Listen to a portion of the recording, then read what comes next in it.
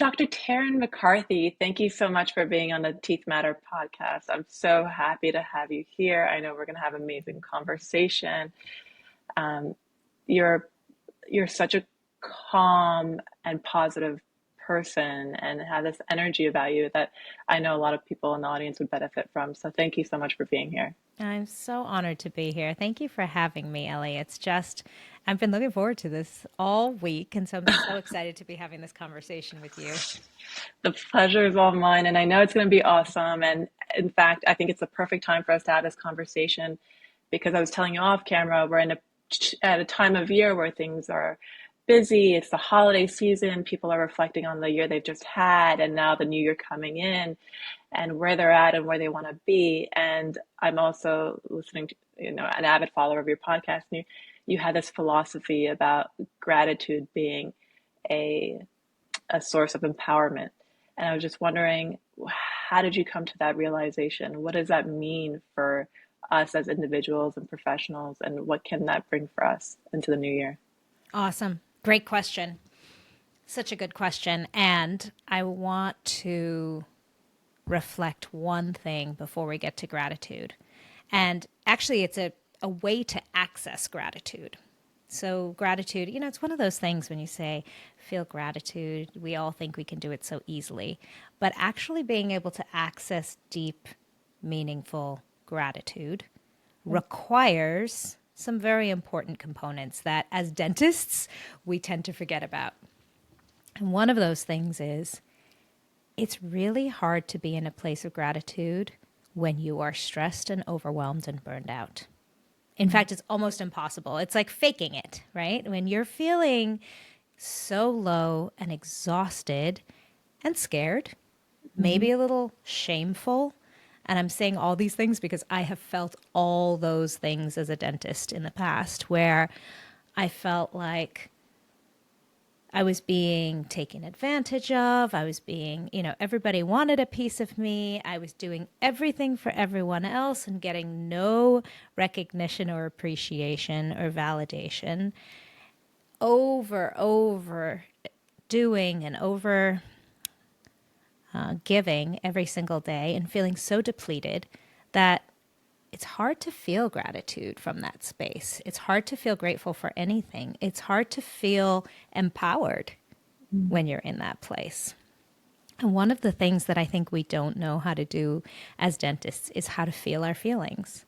And it sounds so ridiculous, but we're taught in school how to leave our feelings at the door and put on a very professional face and be present for our patients and present for our team. I mean, we're told to dress professionally and give a professional air.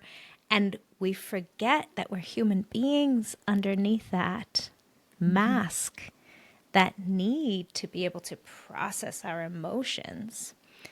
And the fascinating thing about emotions is if we squash one down, we can't experience another. So gratitude is almost impossible to receive if we're squashing down anger, frustration, exhaustion, overwhelm, sadness, fear. And we don't give ourselves an opportunity, especially when we're working so many hours a day, going home, trying to squeeze in all the things, be all the things to all the people. We're not giving ourselves an opportunity to actually experience those emotions that are happening all day long. So before we can even pretend to feel gratitude and experience the empowerment that gratitude can give us, we have to allow ourselves to actually feel our feelings. And, I say that because I was exactly one of those people who was afraid to look at what my feelings were. For so many years in dental school, you kind of put them away because you just got to push through. You got to push through. You got to get through. Doesn't matter if you're feeling tired or sick or unhappy or sad. I mean, I don't know if this is true for you, Ellie, but how many funerals did you miss in dental school? And how many weddings and how many important moments in your life did we put on the back burner because we just were trying to stay the road, stick to the path that we were that we put ourselves on. And some of us wake up one day and think, did I even choose this path? Like, when did I make a conscious decision to be on this path? I can't tell you how many people I talk to who say, wow, I woke up at 35 and I realized I never actually consciously chose anything along the way. I just went to the next thing that I thought I was supposed to do. And then I went to dental school. And then I went into a private practice. And then I just bought a practice or whatever the next thing was. And we do so from a place of complete detachment from our own feelings. And it's a little scary if we haven't felt our feelings to suddenly realize, oh my gosh, there's something welling up under there that I haven't paid attention to. And what does that mean? What does that mean? And I think that before we can even begin to look at gratitude, we need to start looking at those emotions underneath, because otherwise we're doing something called emotional bypassing. And emotional bypassing is when we avoid an emotion because it's scary to look at. But here's the really cool thing that I learned is when I gave myself permission to feel.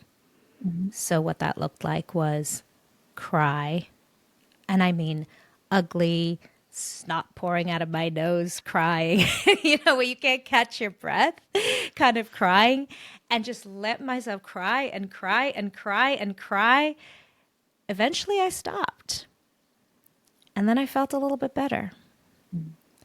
Or another thing that I personally was really afraid of feeling was anger. And, several years ago, I learned to process anger, which is so empowering. It feels so good. And it's not dangerous. I think that was what I was afraid of. If I feel angry, am I going to become an angry person? Am I going to stay in that angry place? We feel these emotions that are very human emotions. Anger at a patient, anger at a colleague, anger at ourselves. Very human emotions that when we try to suppress and repress, we get this feeling of stuck energy that then builds and builds and builds and feels like a pressure cooker that needs to explode somewhere. So I don't know if that answered your question. No, I mean, it's a beautiful insight, and you're right. We don't process emotions, and I think a lot of the times it's because we're so busy moving on to the next thing, like you said. But if we're supposed to experience the emotion and we don't have time to experience the emotion, how do we make that shift? How do we make those changes so that we can actually understand how we're feeling and move on from it? Great Acknowledge it and question. grow from it. Yeah. For me, it meant making time for it. That's it. Making time to feel my feelings, which seems ridiculous to do, but it's such an important thing. And making time means also making it feel safe. So even if you were to sit in your calendar and say, okay, on Tuesday after work, I'm going to make time for me to feel my feelings. And I'm not joking about that. I used to do that when I first started feeling and processing my emotions. And I'll tell you a little story of how that happened. I can't even remember the year now. I have been on a 7-year sober journey. So for 7 years, I've been sober.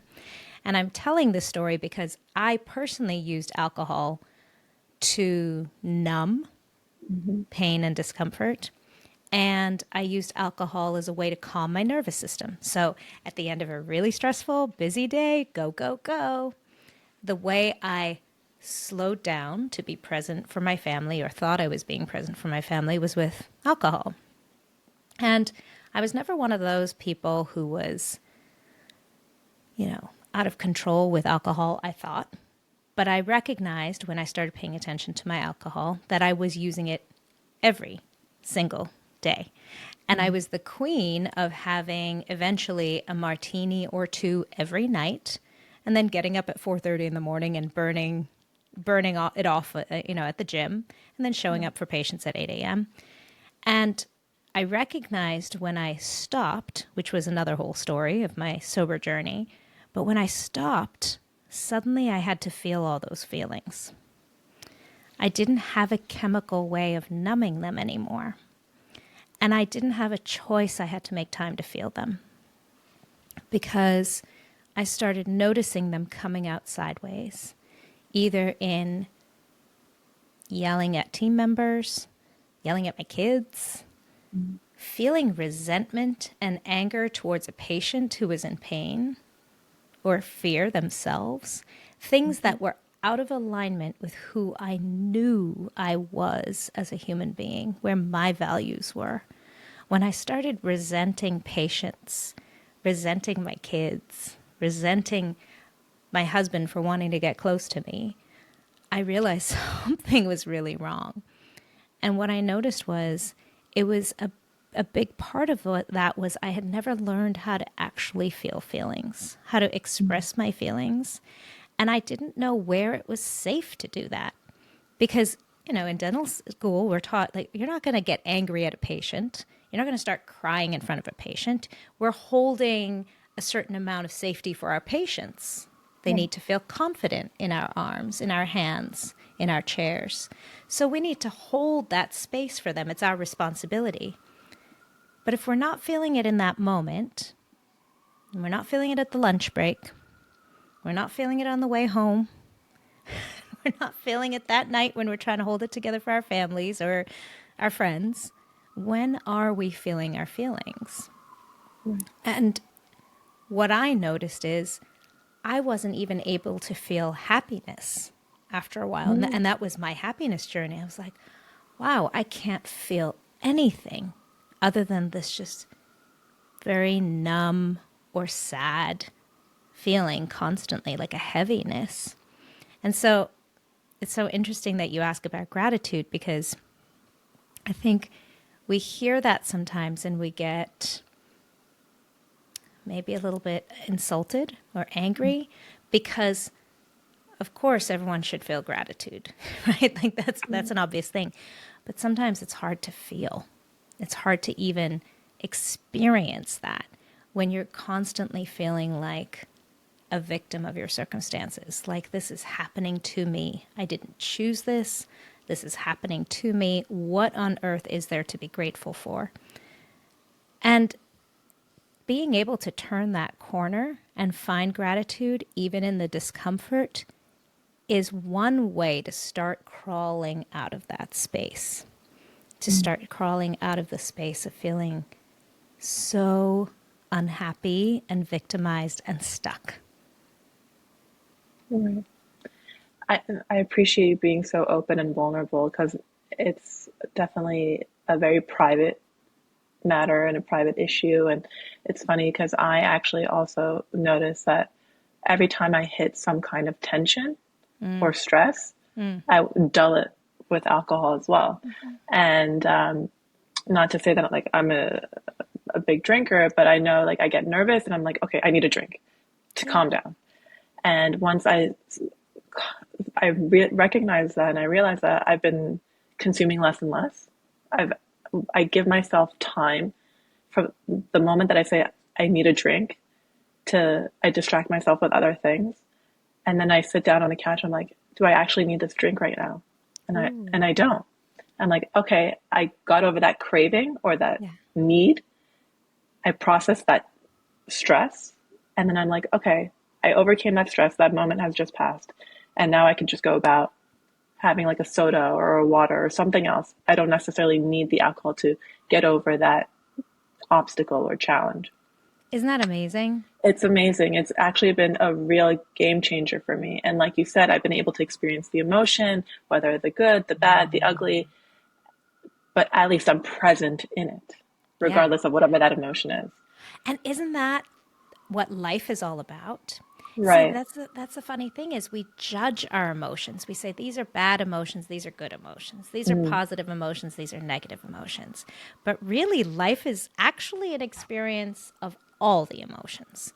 There is no human that experiences a life free of sadness or anger or fear. Those are actually just emotions. I mm, kind of like to think of them like colors. We're going to experience red and purple and green Interesting. and blue. But if we don't allow us to feel any emotions, we don't feel the other ones that we want to feel. And I love that you just shared that, because being present with an emotion means accepting it.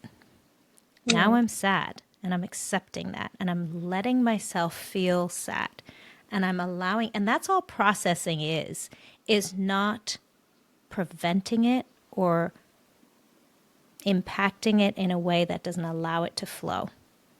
Right. And and when you just ask, well, what do we do when we're so busy and we're going from one thing to the next? We literally have to make time for it. And it's interesting because in dentistry, we have this fascinating story that so many of us tell ourselves, that our work and our time in front of the patient is more important than anything else.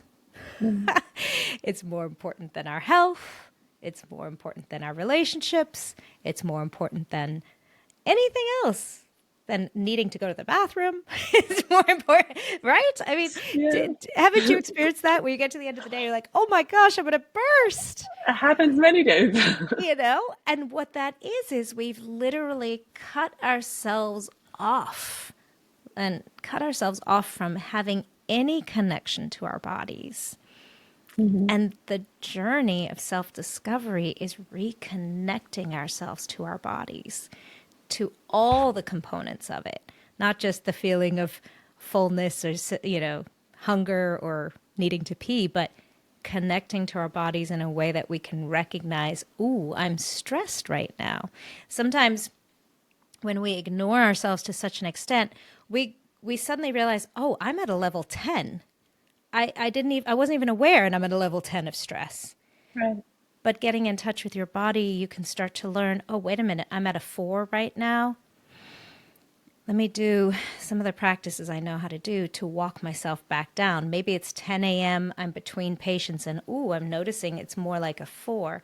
Stress isn't all or nothing. Turns out there's actually a little continuum in there that when we start to get in touch with ourselves, we start to recognize, wow, I'm actually now aware that my heart rate is increasing, that my shoulders are getting tighter and taller, that my breath is more shallow. And it's so cool because we actually can ask our bodies to help us in calming ourselves down, and then taking a really close look at things like our thought patterns and start to choose a new thought. And that brings us right back to your original question about gratitude, is that gratitude, once we can connect with our bodies, is only a thought away. Hmm. So in that moment of sadness, experiencing sadness, even in that moment, we can find gratitude. I'm so grateful right now I'm allowing my body to feel sad. I'm so grateful right now I'm allowing my body to process this emotion. Or as you just shared so beautifully, I'm so grateful I'm learning how to wait before drinking the alcohol to numb this feeling. I'm so grateful I'm learning how to just give myself time and patience to be present with this feeling. See, gratitude actually can be so much closer when we're in touch with our bodies and with our own emotions. You mentioned something about what you can do with your body and breathing. Are there any tips or tricks when it comes to breathing techniques that you can implement in that moment? Because we seem to be so reactive that it's a reflex. Yeah. What can we do to, put ourselves between that and the reaction? Such a great question. It's my favorite thing to talk about. So I love the word you used, reaction, because as dentists, we're very good at something called habituated reactivity, which is there's a stimulus and then we have a reaction to it. And actually, one of my favorite mentors, teachers, he doesn't know, but he is, that I'm so grateful for the incredible work he did, is a man named Viktor Frankl. And I don't know if you're familiar with Viktor Frankl, but he's an Mhm. Auschwitz survivor. And he wrote this beautiful book called Man's Search for Meaning. And he realized when he was in Auschwitz that there were some people who were surviving the atrocities, like the worst and unimaginable Right. atrocities that could happen to any human being. And there were some people who were able to survive, and there were some people who just succumbed to it. And he looked at it from this very brilliant philosophical mindset, but also tried to understand the mindset behind it. And something that he shared is that between an event, a stimulus, Mhm. and our reaction, there can be a space. And in that space lies our ability to choose. And in that choice lies our freedom. And I love bringing Viktor Frankl's work to the dental chair because we tell ourselves that there's so much urgency in the moment. Your dental assistant gives her 2-week notice, and immediately you feel anger, fear, resentment, blame, uncertainty, like all this rush of emotions comes. And when we feel those emotions, those disempowered emotions, fear, uncertainty, anger, blame, we have reactivity that goes against the direction that we want our lives to go in. Maybe we, just say to her, oh, you know what, just get out, then fine, just leave. Or we write an angry LinkedIn ad, but it's not well worded because we're in a place of in a bad place, or we yell at another team member, or we go home and we get so frustrated and we drink a whole bottle of wine, right? Our actions are sometimes out of alignment, not just with our values, but with our goals because of this habituated reactivity. And Viktor Frankl shared with us that we actually get to slow down time. So I like to think of it like, those rom-com movies where there's a couple and it's pouring rain and they're having an argument and the rain freezes. And you see the dog mid bark, and there's a kid on a bicycle, and he's halfway through the pedal, Right. and she's free, and she runs through the park, and she finds her lover, and she has this moment, and nobody knows, and then she comes back, and time continues, right? I like to imagine Viktor Frankl's space like that. So in the Mm. moment when you get a bad Google review from a patient, we have this choice to let those raindrops freeze just for an instant. And the way that we ask our bodies to do that is by taking a breath. So we literally, and for me, I close my eyes because I like to block out all other stimulus, so visual stimulus. And I just literally take a deep intentional breath and then exhale. And the interesting thing is an exhale that's slightly longer than the inhale. Why? Okay. Because what we're doing is we're actually activating the vagus nerve. So we're actually activating parasympathetic nervous system. Mm. So when you recognize that moment, that stimulus that usually incites a fight or flight response, fear, anger, sadness, you can ask your body through breath to calm. So imagine for a moment, I'll give you an example. Anytime you felt extreme calm. So what would that be for you? If you just, in your mind's eye, Ellie, imagine the last time you were so calm and serene. Where were you? On a beach. Perfect. Perfect. So imagine, take yourself back to that beach for a moment. Or Okay. for me, it's on a mountaintop. Just being on that beach, looking out at the waves. What's the first thing you do? Yeah. Right? Right. You take this deep sigh, and it's your body activating parasympathetic nervous system. We know the vagal nerve is connected to our lungs. We know that we can activate vagus nerve, that's how we increase vagal tone by constantly practicing our breath work. And the really beautiful thing about breath work is we can do it from behind a mask. Mm. So even if you're speaking to a patient or in the middle of a procedure, Viktor Frankl tells us there's no such thing as urgency. We have a second to pause and let those raindrops freeze and take a deep breath and calm our bodies down. And sometimes we're so activated it takes like 6 or 7 breaths, right? But sometimes 3 will work. And even if you're talking to someone in a conversation and they're activating you, you can be breathing and calming your nervous system down. And then the other part of what Viktor Frankl said is, in that space lies our power to choose. So we get to choose who we want to be.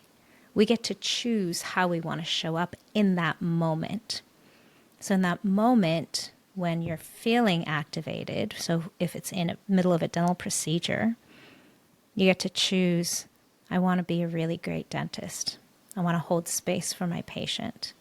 I want to recognize all the incredible education that I have. I want to remember all those things so that I can handle this situation. And in that moment, instead of feeling like a victim of your circumstance, you suddenly start feeling empowered. And it's in those moments that we can also choose gratitude. So, wow, thank you that I have this opportunity to learn this technique, or thank you that this patient has their confidence in me in this moment, or that team member who just gave her 2-week notice. Wow, thank you for all the years you did serve in this practice. And thank you that in this moment I can remember we're human beings and we don't own anybody. We all have autonomy. And this must have been really hard for you to come and give your notice after working here for so long. So thank you for having the courage to do that. So Viktor Frankl reminds us we have that space where we actually don't have to be reactive. We can choose a response. But often it takes being in touch with our own bodies to be able to do so. Because when you're running away from that imaginary tiger, when your sympathetic nervous system is on fire, your body doesn't care. It wants to be reactive. You don't have time for gratitude. You don't have time to watch the birds or see the beach. You've got to find the tree and get away from the tiger. So your body's just doing exactly what it thinks it needs to do. It's running away from this imaginary tiger. But Viktor Frankl reminds us that even in Auschwitz, when you're telling yourself there's a tiger, even in those moments, we get to choose a moment that we can freeze and choose a new response that's more in alignment with the direction we want to go in. Yeah. I love that analogy. I can actually visualize that portion of time that you're talking about. It's really beautifully said, and Yeah. something that I need to take on and adopt and try to do in my day-to-day practice, because I get distracted or I move along too quickly. And I actually this made me think about, what if somebody came to you and said, all of this positive thinking or positive thoughts requires active effort. What would you say to that person? Like, it takes too much work to think that way. What's in it for me? What would you say to them? That's a great question. I think I'd ask them that question right back. What is in it for you? Because if having all this negativity at the moment is your emotional homeostasis, how's that working out for you? Right? If it's working out for you, keep doing the thing you're doing. If being negative and reactive all the time is working out, amazing, keep going. But what I realized was, for me, I felt disconnected from me. So I get asked this question often because I was once in a place of so much overwhelm and stress that I was an orthodontist. I had finally achieved all the things I thought I needed to achieve. When I was unhappy as a dentist, I thought, oh, it's going to be orthodontics. I'll be happy when, then I was like, oh, okay, I'll be happy when I own a practice. So I thought, okay, let me buy a practice. And I thought, I'll be happy when, and I kept telling myself I'd be happy when something external outside of myself made me feel that way. Right. And I get asked the question all the time, what was the moment when you realized everything changed? And I remember that moment so clearly, but it was such a subtle moment. And it was a moment of looking in the mirror.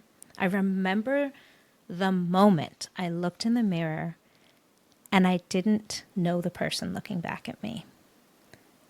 And that terrified me. Here I was, making lots of money, living in a fancy house, the fancy dogs, the fancy car, the fancy husband, fancy orthodontic practice, and I didn't know the person who was looking back at me. And what's more is I didn't like her.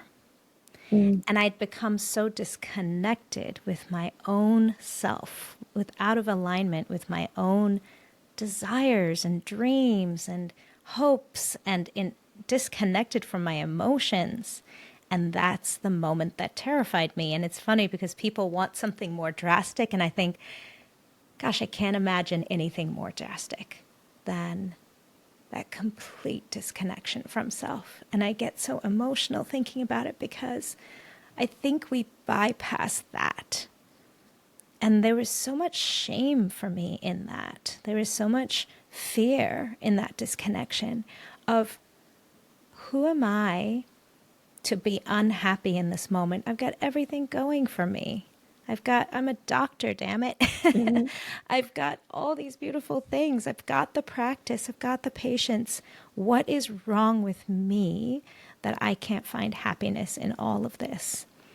And that's the part that I think gets overlooked in our profession, is talking about those moments of shame and guilt and terror. Not just fear, but terror of the misalignment of who we are from our actions. And I wasn't a terrible person. I was doing great things. I just wasn't doing the things in alignment with what I wanted, with who I was, and with what my dreams were. Do you think your definition of success changed and that's why you felt that disconnect? 100%. 100%. What I was living was someone else's definition of success. Mm. Absolutely. And we do that too, right? We look at her and we think, oh, she's happy. She's a dentist. What's she doing? Oh, she's seeing 60 patients a day. Oh, then that'll bring me happiness. Oh, he's really happy. What's he doing? Oh, he's got a second house. Okay, then a vacation home. That's what I need to be doing. Right. Then I'll be happy. And all those external validations are supposed to, we think, will bring us happiness. And really, happiness is an inside job. Success is an inside job. So for me now, my definition of success is the number of hours, the most number of hours in a day I can experience feeling the way I want to feel. That's it. That's it. Because I was living months and years not feeling the way I want to feel. So then the amount of money in my bank account, the amount of fancy clothes I bought, the number of cars I had was not helping me feel any different. I was going to ask you, did you feel any, I guess, do you think that our focus as young professionals being like, I'm sorry, let me just backtrack.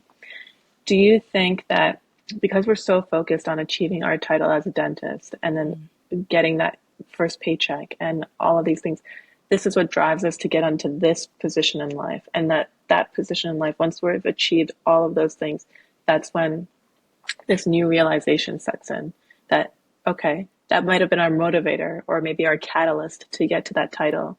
And we should be grateful for it, I guess, because now we've accomplished that. We've checked that off the list. At this point, there needs to be a shift. And this shift is not you being lost. It's just a realization that there is more to life, or that there's a next chapter that involves more than just a title and financial success. It's a great question. I don't think that we need to go through necessarily a journey of unconscious accomplishment and then burn out in order to have this awareness. I think we can choose awareness at any point in the journey. For me, it did take that. For me, it took a moment of burnout and burn down and throwing everything out and literally, leaving dentistry. I left dentistry for several years because I thought I just can't do this anymore. But I don't think we need to do that. I don't think that has to happen. We don't have to reach rock bottom to have new awareness. And here's what it takes for awareness. All it takes for awareness is slowing down and giving yourself permission. That's it. That's all it takes. It's the two things we don't allow ourselves in dentistry, right? We don't allow ourselves to make time to feel our feelings and then permission to feel our feelings. But if you think about like a moment in time where you suddenly got this perspective and you thought, oh my gosh, I've had it wrong this whole time. There's more to life than this. Like a moment where you've had an intense awareness that maybe your perspective was off or you were seeing the world from a different lens. And those moments are usually like a funeral, right? Or sitting on a mountaintop or at a beach, like a vacation where you're like, oh my gosh, this is what life's all about, those moments. And think about what happened for that moment. You slowed down and you gave yourself permission to feel. That was it. So I don't think we have to get to those rock bottom moments that force our bodies to slow down. Many people in dentistry have experienced, panic attacks or heart problems or autoimmune disorders. For me, it was migraines.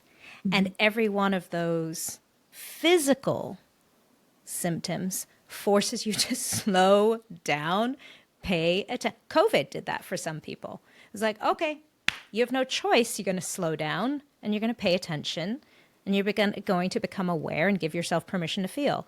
And if you weren't escaping your feelings during COVID, you with numbing out on chemicals or distracting with Netflix or something, if you gave yourself an opportunity, you probably had a breakthrough moment where you had a realization of, whoa, I suddenly have clarity in my life. And all it took were those two components of slowing down and very similar to Viktor Frankl, that literal slowing down and then permission for the awareness underneath. So I don't think we have to go through the build up and then the breakdown. I think it's available to us at any moment in time that we choose.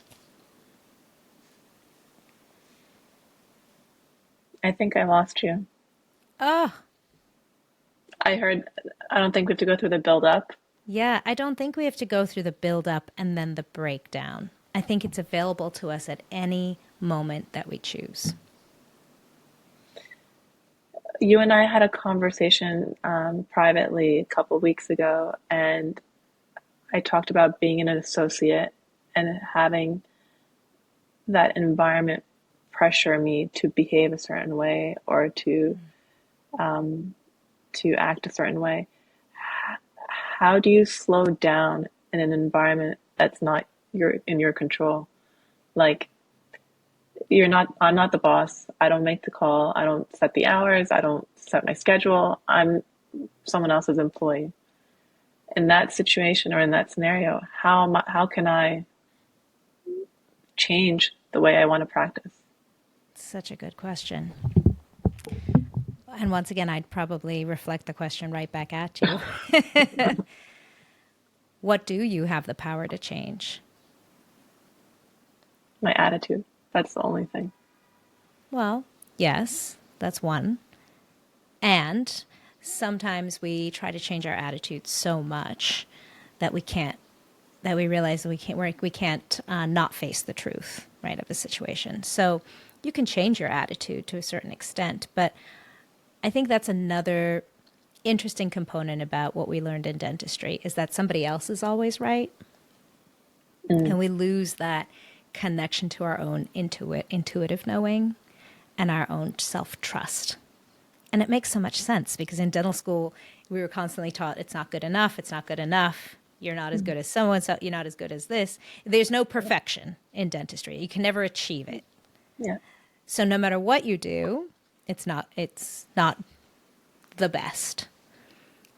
And we start to lose our own sense of self-trust. and Hmm. start losing that connection to our intuitive knowing. And we keep telling ourselves, well, if I was just better, if I just had a better attitude, if I just had a better perspective, if I just have a different mindset. But sometimes we need to allow ourselves to connect with that intuitive knowing and trust ourselves that situations themselves might not be aligned with our highest values. And we always have a choice. So in that moment, in that space, what do you have the choice of?